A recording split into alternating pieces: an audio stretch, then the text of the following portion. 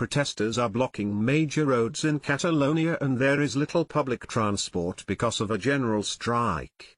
Catalan trade unions called the strike to show public anger at Spanish police violence that marred the region's independence referendum on Sunday.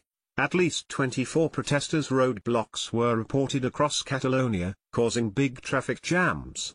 Barcelona port was at a standstill, union sources said. However, the city's El Prat airport and its taxis are operating normally. Many small businesses across Catalonia have shut for the day. Schools, universities and medical services are also closed or operating at a minimum level. The strike was called in protest at the grave violation of rights and freedoms seen during Sunday's ballot. Almost 900 people were hurt as Spanish police tried to prevent voting. In a referendum declared illegal by the Madrid government, some police officers were seen firing rubber bullets, storming into polling stations and pulling women by their hair. 33 police officers were also injured in Sunday's clashes, Catalan medical officials said. However, more than 2.2 million people reportedly voted in spite of this.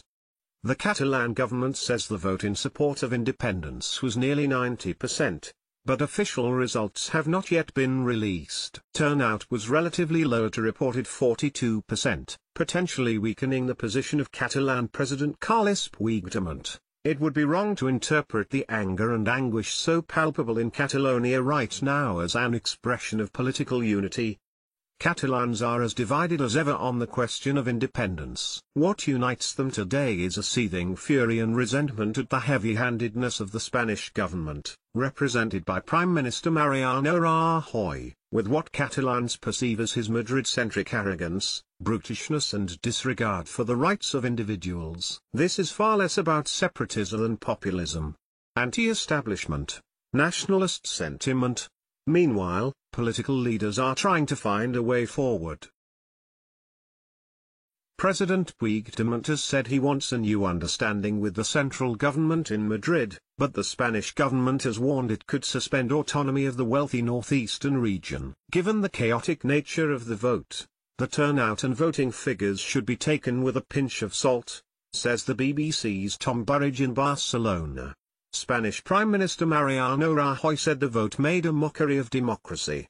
He held talks with Pedro Sánchez, the leader of the main opposition Socialist Party, as well as Albert Rivera, the head of the centrist Ciudadanos Party, late on Monday. While the socialist leader urged Mr. Rajoy to hold talks with the Catalan president immediately, Mr. Rivera said Spain should invoke Article 155 of the Constitution, in effect suspending Catalonia's autonomous powers. Mr. Puigdemont has called on the international community to help mediate between the two sides.